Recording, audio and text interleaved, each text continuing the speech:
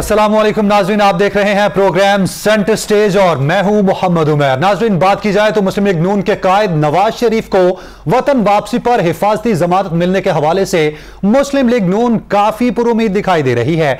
मुस्लिम league नून के रहनुमा राना सनाउल्लाह ने कहा कि जब नवाज शरीफ पाकिस्तान में लैंड करेंगे तो उनके पास जमानत होगी।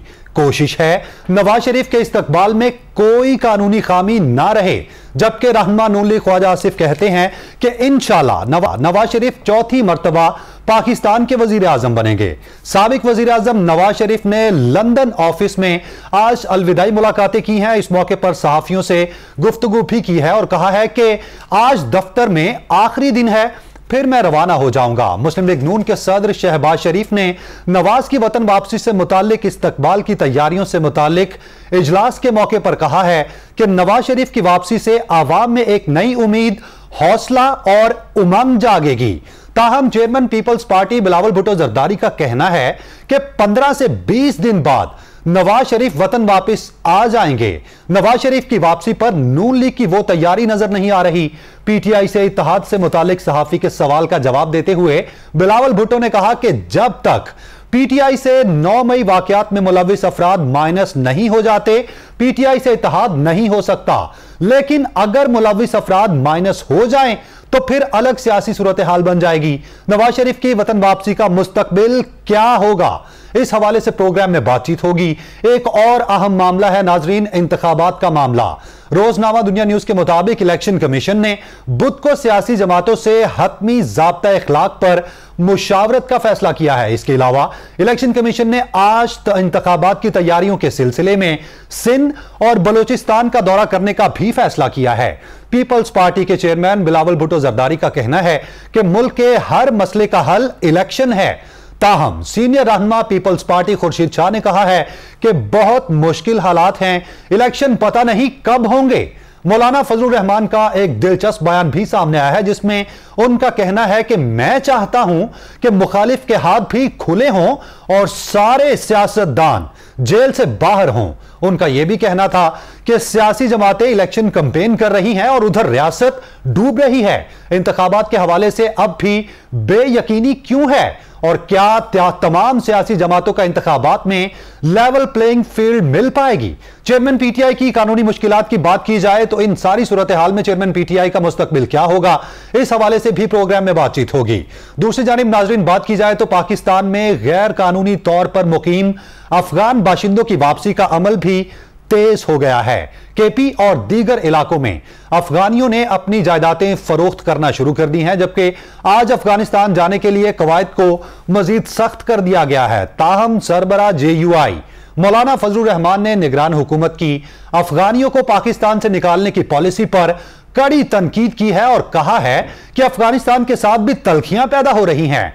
किसी मेहमान को अगर लात मारकर निकालोगे तो पाकिस्तान की तारीफ नहीं करेगा वो। मौलाना फजलुर रहमान के इन खदशात का जवाब क्या है, इस मौजू पर प्रोग्राम में बात होगी। बात करें माशी चैलेंजेस की तो मुल्क भर में महंगाई में मजीद इजाफा हो गया है। महंगाई की मजमूई शरह 37.07% रिकॉर्ड की गई है। इस हवाले से बातचीत करेंगे और मजीद आपको बताएं कि हमारे साथ जो पैनलिस्ट मौजूद होंगे, हमारे साथ तशरीफ रखते हैं रहनुमा मुस्लिम लीग नून है निहाल हाशमी, पाकिस्तान तहरीक इंसाफ से लाल चंद मली साहब हमारे साथ मौजूद होंगे और पीपल्स पार्टी से रुबीना कायम खानी हमारे साथ मौजूद होंगी। सबसे पहले रुख करते हैं, मुस्लिम लीग नून से ताल्लुक है निहाल हाशमी साहब आपका। निहाल साहब, बहुत शुक्रिया आपके वक्त का। किस तरह से देखते हैं, वापसी की तैयारियां जारी हैं, आज अलविदाई मुलाकातें भी कर ली गई हैं, वापसी हतमी है, जमानत मिल पाएगी? बिस्मिल्लाहिर्रहमानिर्रहीम। उसी तरह से मैं देखता हूं वापसी की तैयारी, जिस तरह से हर मुहिब वतन पाकिस्तान को पुरअमन देखने वाला, पाकिस्तान को खुशहाल देखने वाला, पाकिस्तान के लिए हर कुछ अपने दांव पे लगाने वाला जिस तरह से देखता है, मैं इसी तरह से देखता हूं। ये इशू नहीं है कि कब आएंगे कब नहीं आएंगे, ये सेटल्ड हो गया है कि मोहम्मद नवाज शरीफ साहब इस मुल्क में आएंगे और आ रहे हैं। अब वो उनको जहाज के अंदर बैठे हुए अगर जमानत मिल जाती है, उसका प्रोविजन है जो राहदारी या प्रोटेक्टिव बेल कहता है, वो भी उनका हक है। और अगर उसके बाद उनकी एक एप्लीकेशन अंडर सेक्शन 426 वो भी उनके पास इख्तियार है। तो और अगर नहीं भी मिलती है जमानत तो नवाज शरीफ साहब जेल चले जाएंगे, ये कौन सी बड़ी बात है। नवाज शरीफ साहब जेल चले जाएंगे, जबकि ये तो इस्टेब्लिश हो चुकी है ना, तमाम वो जजेस, वो सारे सहाफी ये बात कह चुके हैं कि पैनामा केस में नवाज शरीफ साहब को गलत तरीके से गिरफ्तार किया गया था, मुलव्वस किया गया था, उनके साथ बड़ी ज्यादती की गई थी और उनकी बेटी और दामाद उसी केस से बाइज्जत तौर पे बरी हो चुके हैं। तो हमें जेल का कोई मसला नहीं, हमने हुब्बुल वतनी में सब कुछ गंवाया है, वतन दुश्मनी में कुछ नहीं किया। हमने हुब्बुल वतनी में बहुत सितम सहे हैं, हमने मुल्क को मजबूत करने के लिए बड़े काम किए, तो हमें खौफ नहीं है। जेल पहले भी नवाज शरीफ साहब सालों रहे हैं, इससे पहले तो भी कानूनी टीम की तैयारियां कैसी हैं इस हवाले से?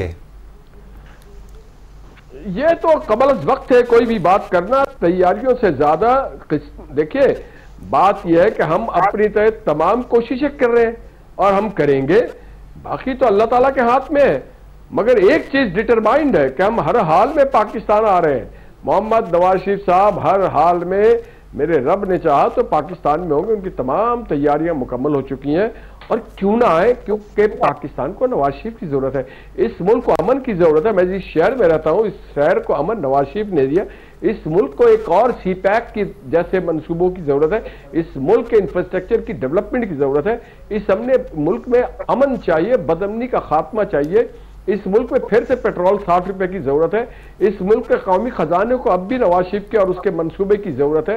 इस मुल्क में दयानतदारी की, अमानत की सियासत की जरूरत है। इसकी मुल्क की पार्लियामेंट को इन्फोर्स करने की जरूरत है, रवादारी की सियासत करने की जरूरत है। आज हम बहुत दूर हो गए, उस साजिश के दरीचों को बंद करना है जो पाकिस्तान में खुशहाली के खिलाफ साजिश की जाती है।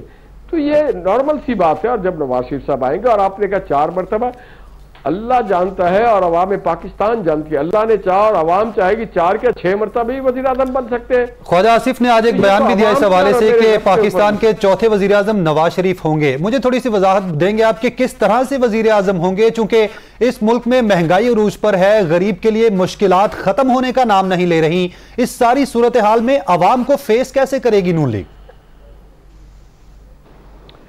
कोई शक नहीं, कोई दो राय नहीं कि इस मुल्क में महंगाई है और इस मुल्क के महंगाई के जिम्मेदार हम नहीं, हम भी हैं। मगर हमारे साथ वो सारे लोग हैं, हमारे साथ वो अदालती फैसले भी हैं, हमारे साथ वो इस्टेब्लिशमेंट के फैसले भी हैं, हमारे साथ वो मीडिया का खेल भी है जो धरने और रैलियों को दिखाता रहा, इस मुल्क की तिजारत को, फरोख को खत्म करता रहा। हमारे साथ वो सारे मामलात हैं, हमारे साथ वो सियासी अनाड़ी और खिलाड़ी भी हैं जिन्होंने पाकिस्तान के मईशत को डुबा दिया। तो ये हम अकेले नहीं, हम अपने हिस्से की जिम्मेदारी लेते हैं। तो क्या हम किसी अगयार के हाथ छोड़ दें, वो आके पाकिस्तान ठीक करेगा? मैं ये समझता हूं कि पहले भी नवाज शरीफ साहब ने 2008 में इस मुल्क के मईशत को ठीक किया था, 1990 में ठीक किया था, 1997 में ठीक किया था, 2013 में ठीक किया था, जब इस मुल्क में 16 घंटे लोड शेडिंग होता था। तो नवाज शरीफ साहब थे ना जिन्होंने बिजली के मंसूबे लगाए और उसके बाद खत्म हुई। इस मुल्क में रोजाना दर्जनों लाशें उठाई जाती थी, रोजाना बम धमाके होते थे। इसी शहर कराची में फिर यहां पे कारखानों में 250 लोग जला दिए जाते थे। नवाज शरीफ जब हुकूमत में आए तो लोगों का जलना बंद हो गया, लोगों का कत्ल बंद हो गया, अगवा बराए तावान बंद हो गया, धमाके बंद हो गए, तिजारत आ गया, यहां पे तालीम आ गई, यहां पे नौजवानों के हाथों में लैपटॉप आ गया, यहां पे कराची से लेके पेशावर तक सड़कें बन गई, यहां पे एयरपोर्ट्स बन गए। तो लोग जानते हैं कि हमारे पास वो कैपेसिटी है। नवाज शरीफ, लोग नवाज शरीफ को ट्रस्ट करते हैं और जिस पे ट्रस्ट करते हैं, देखिए ठीक है रुबीना साहिबा, आपको क्या लगता है लोग अब ट्रस्ट कर पाएंगे नवाज शरीफ पर? और जिस तरह चेयरमैन पीपल्स पार्टी ने आज प्रेस कॉन्फ्रेंस में कहा है कि नून लीग की उस तरह से तैयारियां दिखाई नहीं दे रही वापसी को लेके, तो इस सब में पीपल्स पार्टी की तैयारियां कहां हैं? देखिए, पाकिस्तान पीपल्स पार्टी बिल्कुल इस चीज पे बिलीव करती है और पाकिस्तान पीपल्स पार्टी की पूरी लीडरशिप, अगर आप देखें कि जो माजी में अगर केसेस, अगर उन्हें जेलों में भी जाना पड़ा तो उन्होंने पाकिस्तान को पहले ही यही तरजीह दी कि पाकिस्तान में रहना जो है उनकी फर्स्ट प्रायोरिटी है, चाहे जितने मुश्किल हालात हों, जो भी हालात हों, लेकिन वो अपनी आवाम के साथ है, अपने लोगों के साथ खड़े हैं। बिल्कुल हमारी तैयारी, जैसे ही इलेक्शन कमीशन जो है इलेक्शन अनाउंस करेगा, हमारे उस तरह से मंशूर भी तैयार है और सारी चीजें जो भी तैयारियां इलेक्शन के हवाले से होती हैं वो हमारी शुरू हो जाएंगी। और हमारा इसीलिए ये मुतालबा है पुरजोर के इलेक्शन जो है वो की डेट जो है वो जल्द अनाउंस की जाए, ताकि पार्टीज जो है वो अपना अपना लाहे अमल जो है वो तय करें। क्योंकि इस मुल्क में आप देखें कि जो निगरान सेटअप है, किसी भी मुल्क का अगर केयर सेटअप होता है तो वो एक लिमिटेड मैंडेट होता है उसके पास। वो जो है आपके पास जिस तरह से जो हालात, अगर इकोनॉमी के हवाले से अगर हम बात करते हैं, गुर्बत के हवाले से बात करते हैं, लोगों के मसाइल के हवाले से बात करते हैं, तो वो निगरान हुकूमत है उनको कंट्रोल नहीं कर सकती। एक सिविलियन हुकूमत जो इलेक्शन के नतीजे में आती है वही जो है पाकिस्तान हालात को जो है वो ट्रैक पे लेकर आ सकती है। बिल्कुल मैं ये कहूंगी कि नवाज शरीफ साहब को जो है अपने मुल्क में आना चाहिए। 3 दफा वजीर आजम बनाया है इस मुल्क ने उनको दी है, और क्यों जो है वो बाहर बैठे, वो उनको उनकी पहली जो है यही होनी चाहिए कि में आए और इलेक्शन का टाइम है। हम तो यही चाहते हैं कि तमाम जो पॉलिटिकल पार्टीज हैं उनकी लीडरशिप जो है वो मैदान में होनी चाहिए। इलेक्शन लड़ने का मजा तो तभी आता है कि जब आपके साथ ओपोनेंट भी हों और आपकी। लेकिन रुबीना साहिबा, होता यह है कि जो भी जमात इक्तदार में आती है उनकी जानिब से इंतकामी कार्रवाइयां की जाती हैं, इस चीज के हल की तरफ नहीं आया जाता। अगर ये चीज बरकरार रहती है तो फिर मुस्तकबिल क्या होगा सारी सियासी जमातों का? देखिए बिल्कुल मैं ये कहूंगी, अगर आप इस बात पे मेरी बिल्कुल आपको एग्री भी करना होगा कि पाकिस्तान पीपल्स पार्टी की हमेशा एक ही बात रही है कि इंतकामी जो सियासी इंतकामी कार्रवाइयां हैं वो किसी भी पॉलिटिकल पार्टी के खिलाफ नहीं होना चाहिए। हम फेडरल में जब हमारी 2008 से 2013 तक जब हुकूमत थी, हमने कोशिश की कि आप देखें उसमें हमने कोई भी केसेस, बल्कि हमारे ही चीफ एग्जीक्यूटिव जो उस वक्त के थे यूसुफ रजा गिलानी साहब, वो कटहरे में खड़े रहते थे। अगर आप एक मुल्क के प्राइम मिनिस्टर को हर वक्त कटहरे में खड़ा करके रखें और फिर उनसे एक्सपेक्ट करें कि वो हालात बिल्कुल जो है वो मतलब 100% कर दें, तो उसके बावजूद भी जो है पाकिस्तान पीपल्स पार्टी ने आप देखिए कि डिलीवर किया। हमने बेनजीर इनकम सपोर्ट जैसे प्रोग्राम दिए। सीपैक की अगर आज कोई भी बात करता है तो 13 से 14 के करीब जो है आसिफ अली जरदारी साहब ने उसको मिच्योर किया और पाकिस्तान में जो है इन्वेस्टमेंट लेकर आए। और सीपैक का जैसा जो एक मैं ये कहूंगी कि प्रोजेक्ट है वो पाकिस्तान को दिया और उसमें उसको मिच्योर किया और उसके ऊपर जो है इम्प्लीमेंट हुआ हमारे ही दौर में। तो अगर आप देखें तो, और ये आसिफ अली जरदारी साहब को क्रेडिट जाता है। तो हमने तो जब सिंध में भी अगर हमारी बात की जाती है तो हमारी सबसे पहले प्रायोरिटी जो है वो एजुकेशन है और सेहत है और बेसिक राइट्स है। अगर अभी आप देखें कि जिस तरह से जो सैलाब आया था, 21 लाख के करीब जो है हमने घरों का जो है वो प्रोजेक्ट दिया, लोगों को जो उनकी घर की जो औरतें हैं उनको जो है मालकाना हकूक दिए हमने। तो ये एक बहुत बड़ा मैं समझती हूँ कि काम है। हमने हमेशा बजाय इसके कि लेग पुलिंग करने के, लोगों को जेलों में डालने के, केसेस बनाने के, हमने कोशिश ये की है कि अवाम के ऊपर फोकस किया जाए, उसके मसाइल के ऊपर फोकस किया जाए, ना कि जो है नॉन इश्यूज के ऊपर जो है काम किया जाए। हमने इश्यूज को जो है वो जो है एड्रेस किया है। हमारे दौर में आप देख लें को कभी पॉलिटिकल विक्टिमाइजेशन पीडीएम हुकूमत में पीपल्स पार्टी भी थी रुबीना साहिबा, तो महंगाई कम नहीं हुई, महंगाई उरूज पर गई। जो चीजें आसानी से मिल जाती थी, गरीब की जो बेसिक नीड्स हैं वो पूरी होने की बजाय मजीद बद से बदतर होती गई। तब ये सोल्यूशन क्यों नहीं लिया गया? देखिए बिल्कुल इस पे हमने काम किया है और एक महंगाई की जो बात है वो एक हकीकत है, एक खौफनाक हकीकत है। ये पूरा एक इंटरनेशनल फिनोमेना है कि लाइक मींस के वो एक पूरी आप देखें कि हर दुनिया में हर जगह जो है महंगाई की शरह जो है वो बढ़ी है और उसी तरह से उसमें पाकिस्तान भी उसकी लपेट में आया है।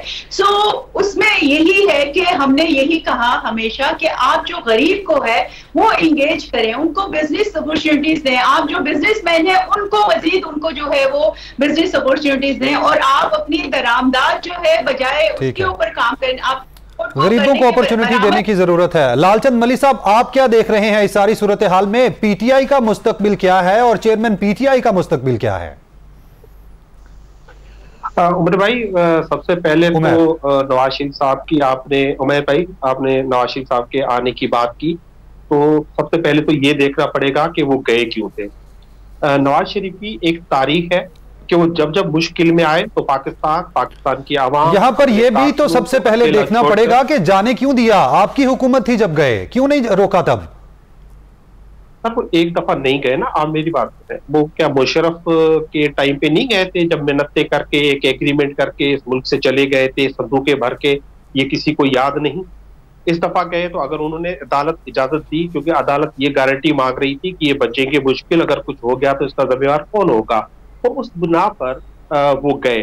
चले कोई जाने दे या ना दे, लेकिन वो एक कौमी लीडर खुद को कहते हैं, उनका फर्ज था कि वो पाकिस्तान की आवाम के साथ रहते मुश्किल वक्त में। जो आप महंगाई का जिक्र कर रहे हैं, मरियम नवाज साहिबा, बिलावल भुट्टो साहिब, ये जब 13% 13.5% इन्फ्लेशन रेट था तो ये इस्लामाबाद की तरफ हमले कर रहे थे, ये अपना बड़े कारवां लेके आ रहे थे, महंगाई के खिलाफ नारे लगा रहे थे, और हम ये 40% के आसपास महंगाई के करीब अब जोड़ के चले गए हैं। जहां तक नवाज शरीफ साहब का ताल्लुक है, वो बेशक उनका मुल्क है, बिल्कुल वापस आए, वो वापस आए, अपने बेटों को वापस ले आए, और इनकी जितनी भी मिल्कियत, जायदादें, डॉलर जो उन्होंने बाहर जमा किए हैं, पाकिस्तानी आवाम का पैसा बाहर जमा किया है, वो माफी मांगे, उसको पाकिस्तान वापस ले आए। लेकिन पाकिस्तान तहरीक इंसाफ कहां पर खड़ी है इसमें? मली साहब मैं ये जानना चाह रहा हूं, क्योंकि आपकी सारी क़यादत अंदर है, कैंडिडेट्स कहां से लाएंगे, इलेक्शन में कैसे जाएंगे जो लोग हैं? मजीद अगर ये भी छोड़ जाते हैं तो पार्टी का मुस्तकबिल क्या होगा? मेरी बात सुने, ये गुज़श्ता 2 सालों से जो आप कहानी बता रहे हैं, ये पीटीएम कहानी बता रही है, और हम 2 सालों से कह रहे हैं कि हम आपकी हर बात मान रहे हैं, आप बराए मेहरबानी, ताकत का सर चश्मा अवाम है, आप नारे लगाते हैं, हम अमली और प्रैक्टिकल बात कर रहे हैं, आप अवाम में आ जाएं। ये मुसलसल 2 सालों से इंतखाबात से भाग रहे हैं, ये किसी से ढकी चुपी बात नहीं है।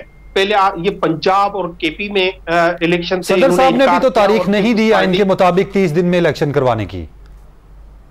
तो सदर साहब ने दी थी, कौन कहता है क्यों नहीं दी थी? आपको याद नहीं है पंजाब के लिए सदर साहब ने इलेक्शन तजवीज थी वो? तो नहीं तारीख दी थी पंजाब में इलेक्शन के लिए, तारीख दी थी जब हमने पंजाब असेंबली को डिसॉल्व किया था, तो सदर साहब ने तारीख दे दी थी, उस तारीख पे इलेक्शन नहीं हुए। आप सदर साहब को छोड़ दें, इस मुल्क का एक सुप्रीम कोर्ट था, उस सुप्रीम कोर्ट ने कहा कि आप 14 मई को आप ये पंजाब में इलेक्शंस करवाएं, तो ये पीडीएम की हुकूमत थी, ये पीपल्स पार्टी भी उसके साथ थी, ये सब आके सामने खड़े हो गए कि इंतखाबात तो किसी सूरत में नहीं होने देने, हम किसी भी सूरत में केपी और पंजाब की आवाम को ये हक नहीं देंगे कि उन पे कोई हुक्मरानी करे, तो उनके मुंतखब नुमाइंदान हो, इनके इम्पोज किए हुए, इनके थापे हुए जो केयरटेकर्स थे वो हुक्मरानी कर रहे हैं अभी तक।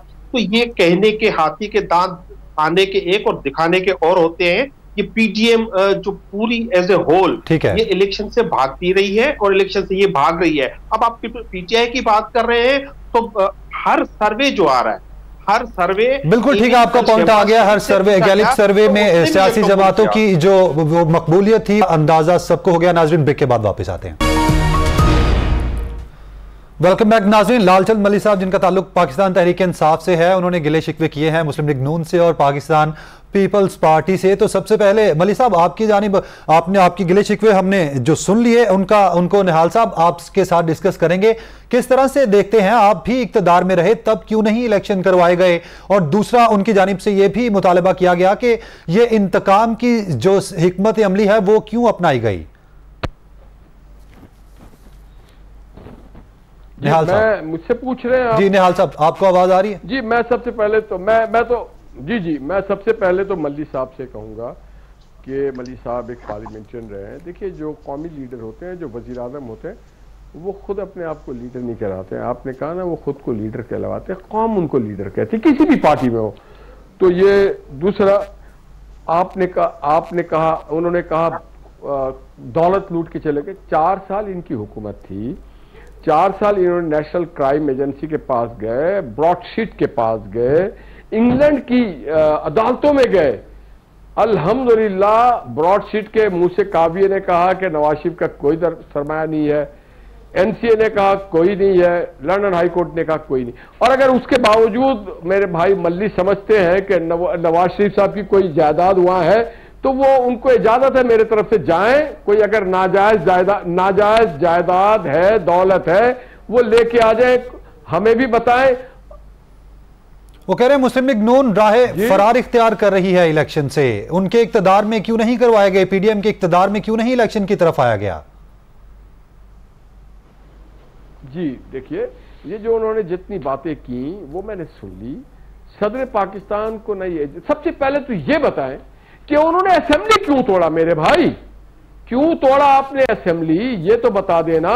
क्या राज था तोड़ने में, और किसके खातिर तोड़ा, और किसके कहने पे तोड़ा? अब जब आप असेंबली तोड़ दिया, असेंबली का बाइकॉट कर दिया, लोग वोट देते हैं आपके लिए, धूप में खड़े होते हैं, आप असेंबली को अहमियत नहीं देते, आप असेंबलियों बर्खास्त कर देते हैं, आप असेंबलियों से रिजाइन कर देते हैं, फिर आप आ जाते हैं कि इलेक्शन कराओ। तो पहले आप फैसला कर लें एक बार कि आप असेंबली में रहना चाहते हैं, सड़कों पे रहना चाहते हैं, असेंबलियां तोड़ना चाहते हैं, असेंबली से इस्तीफा देना चाहिए। आप फैसला, आप कंफ्यूज लोग हैं, आप पहले फैसला करें, उसके बाद आप इलेक्शन में हिस्सा जरूर लें, आपको पूरा हक है भाई मेरे, आप आए, हम चाहते हैं मुकाबला हो। हम किसी सियासी इंतकाम के ऊपर यकीन नहीं रखते हैं, क्योंकि 4 साल हमने इंतकाम भुगता है। नवाज शरीफ जेल में रहे, शहबाज शरीफ जेल में रहे, मरियम नवाज जेल में रही, ख्वाजा साद जेल में रहे, असर, आप you name it, everybody was in jail, you just name it. Faryal Talpur कौन जेल में नहीं था जनाब? आपने पूरे पाकिस्तान के तमाम सियासी कारकुनों को जेल में रखा है। हम इस पे यकीन नहीं रखते, मगर एक चीज पे हमें सीखना चाहिए, मकाफात अमल को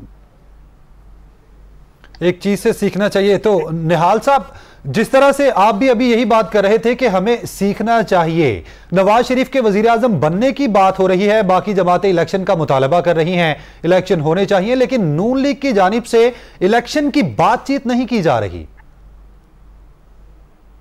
सर ये हमारा काम नहीं है इलेक्शन की बातचीत करना, ये काम इलेक्शन कमीशन का है, वो बातचीत करे। हमारे अभी उन्होंने बोला, सुने, अभी उन्होंने कॉल किया सारे पॉलिटिकल पार्टीज को, सारी पॉलिटिकल पार्टीज आएगी, वहां पे मुत्तफाका तौर पे फैसला हो जाएगा कि कब इलेक्शन होना चाहिए, उसके क्या तकाजे हैं, हमें किस तरह से अपने रूल्स एंड रेगुलेशन को अडॉप्ट करना चाहिए, फॉलो करना चाहिए, फेयर प्ले होना चाहिए, इवन फील्ड होना चाहिए। जैसा 2018 में हमारे साथ हुआ उस तरह से नहीं होना चाहिए। तो मैं ये समझता हूं हम इलेक्शन के लिए हर वक्त तैयार रहते हैं। आप अगले हफ्ते इलेक्शन कर दें, हम तैयार हैं, हम इलेक्शन के लिए, हमारे लिस्टें तैयार है, कैंडिडेट के नाम तैयार है, एवरीथिंग इज रेडी। आप बस ऐलान करवाएं और अब देखिए हम मैदान में कैसे आते हैं इलेक्शन के। ठीक है निहाल साहब, आपका पॉइंट आ गया। रुबीना साहिबा, नून लीग की जानिब से भी लेवल प्लेइंग फील्ड का मुतालबा है और आपकी जमात भी यही मुतालबा कर रही है कि हमें लेवल प्लेइंग फील्ड दी जाए। यह मुतालबा है किससे और मुतालबा है क्या? लेवल प्लेइंग फील्ड से मुराद है क्या?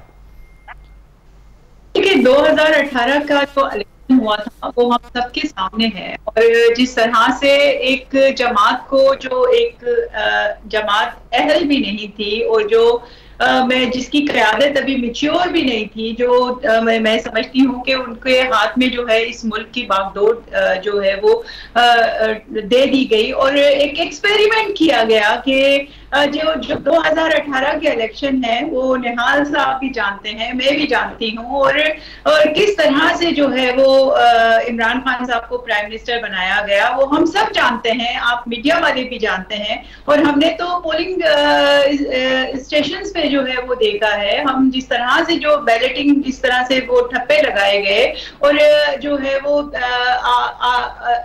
आरटीएस सिस्टम को जो है वो फेल किया गया। तो ये सारी चीजें जो है वो आप देखें कि जिस तरह से एक तरफ झुकाव है, वो मैं ये कहती हूँ कि ठीक है, हम सबको, क्योंकि पॉलिटिकल जमातें जो है वो अवाम के पास जाती हैं, उनके पास जो है एक हक होता है वोट देने का, वो जो है एक खुली फिजा होनी चाहिए, एक फ्री एंड फेयर इलेक्शन होना चाहिए, ना कि किसी एक पार्टी की तरफ झुकाव हो या एक तो आपको क्या लगता है झुकाव किसकी तरफ है? हम पाकिस्तान पीपल्स पार्टी ने हमेशा यही डिमांड की है कि फ्री एंड फेयर इलेक्शंस हुआ जाए, किसी एक तरफ झुकाव ना हो।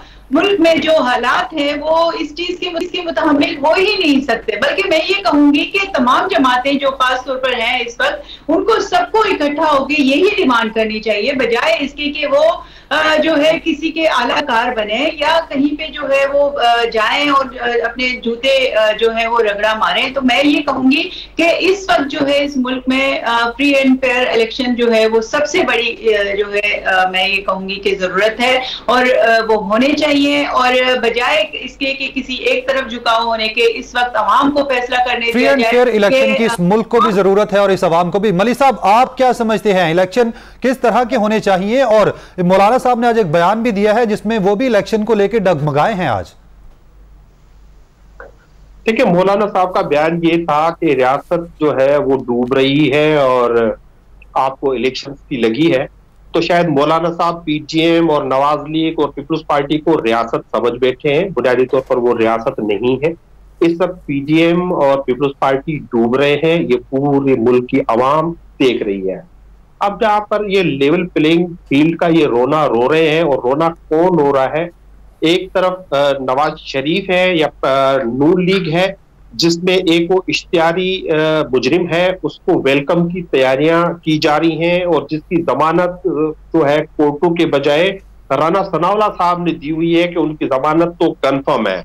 और दूसरी तरफ बिलावल भुट्टो साहब हैं जो ओपनली घूम रहे हैं, फिर रहे हैं, और उनको सारी सहूलियात और उनको एक ट्रेनी वजीर खारजा भी बनाया गया उसके बावजूद। और दूसरी तरफ इमरान खान साहब है जिनकी पूरी पार्टी को, उनकी कयादत को जेल में डाल दिया गया है, उन पे झूठे मुकदमात किए गए हैं, और पाकिस्तान की तारीख में ऐसा कोई वजीर आजम नहीं है जिसपे 180 के करीब केसेस दाखिल किए गए हों।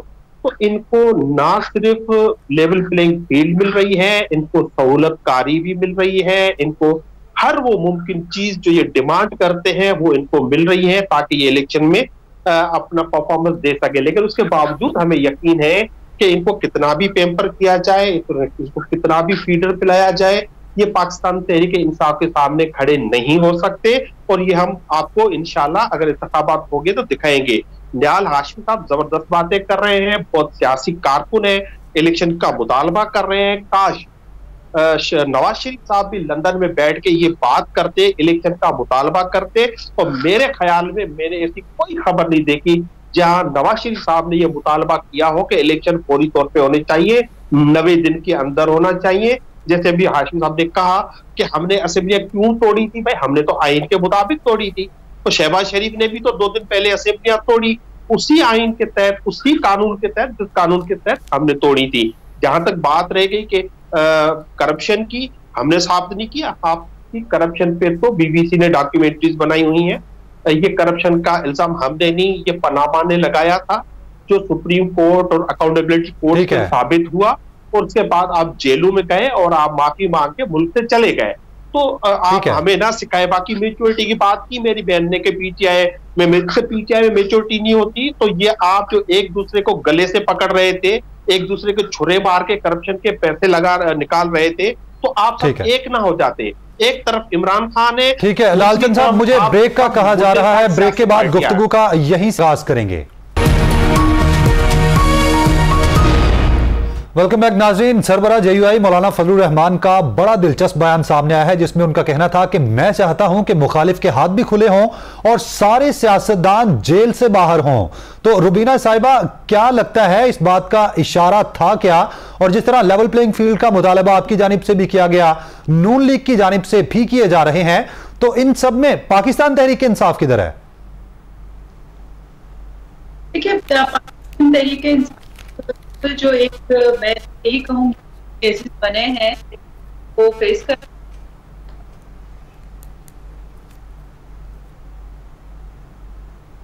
रुबीना साहब, आप सुन पा रही हैं? ये मुझे आ रही है आपकी आवाज बिल्कुल। और मैं यही कहूंगी कि देखिए इलेक्शन में बिल्कुल मौलाना फजलुर रहमान साहब की बात मैं सेकंड करूंगी करके कि तमाम जो भी इलेक्शन लड़ने वाली जमातें हैं उनको जो है वो मैदान में होना चाहिए। और वो नवाज साहब हों, उनको मुल्क में इमरान खान बात और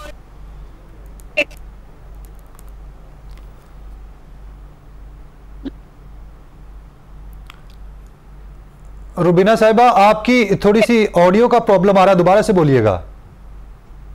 मैं ये कहूंगी कि जो जमातें जमहूरियत पे जो है वो बिलीव रखती हैं, जिनको जमहूरियत के ऊपर यकीन है, वो यही बात करेगी कि जो है वो तमाम जमातों को जो है इलेक्शन के मैदान में होना चाहिए और जो है वो सबके कम जो है वो देखना चाहिए। क्योंकि मैं ये कहूंगी कि हमने जो खासतौर पे जिस तरह से कहा कि इंतकामी सियासत पे जो है हम बिलीव ही नहीं करते पाकिस्तान पार्टी, क्योंकि हमने ये झेली है। 11 साल जो है आसिफ अली जरदारी साहब ने बेगुनाह जो है वो जेल काटी और फिर 18 साल तक उनके ऊपर मुकदमा चले और उनको इन्हीं अदालतों ने जो है वो बरी किया। तो मैं ये कहूंगी कि जो है वो इस तरह के केसेस नहीं बनने चाहिए, जो जेन्युइन हो। अगर कोई वाकई करप्शन में मुलव्विस है उसको जो है वो प्रूफ के साथ जो है वो तो आपको क्या लगता है ये जो केसेस बने ये ठीक नहीं बने? नहीं कि जिस तरह से फरियाद तालपुर साहिबा को रातों रात जो है वो ईद की रात पे जो है वो जेल में रखा, ये इंतकामी सियासी कार्रवाइयां होती हैं जो एक मैं समझती हूँ कि जो पॉलिटिकल जो भी दिमाग रखता होगा वो इस तरह की ठीक है, सियासी जमातों को इंतकामी कार्रवाइयों से गुरेज करना चाहिए। निहाल साहब, कितना जरूरी है सियासी जमातों के लिए और सियासतदानों के लिए कि लेवल प्लेइंग फील्ड सबको मुयस्सर हो, किसी को ये शिकवा ही ना करना पड़े? इंतहाई जरूरी है। देखें, सियासत एक अलग चीज है, खूबसूरत चीज है, मुनफरिद चीज है। स्टेट क्राफ्टिंग का नाम है सियासत, उम्र मुमलिकत को चलाने का नाम सियासत है।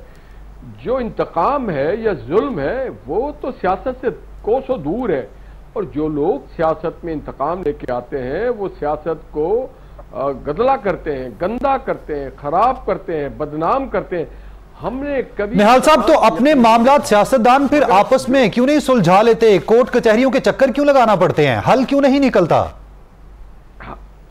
बहुत अच्छा सवाल है। हमने ये बहुत पहले 2008 में मोहतरमा बेनजीर भुट्टो साहबा के साथ मिलकर के मोहम्मद नवाज शरीफ साहब ने चार्टर ऑफ डेमोक्रेसी साइन किया था, मिसाक़े जमहूरियत, और हम उस पर चलते हैं। पाकिस्तान की तमाम सियासी जमातें उससे मुत्तफिक थी। चंद ऐसी एक्सट्रीमिस्ट और जो इशारों पे चलने वाली जमात जो अभी माजी में हुक्मरान रही है वो इस चीज पे वो तो कहते थे सब चोर हैं, सब डाकू हैं, मेरे अलावा कोई नहीं। अगर कोई ना बैठना चाहे तो वो अपने अलावा अपने आप को बादशाह सलामत अगर कोई समझ ले। जमहूर में कोई बादशाह सलामत नहीं होता है, जमहूर में हर आदमी इक्वल वोट राइट रखता है।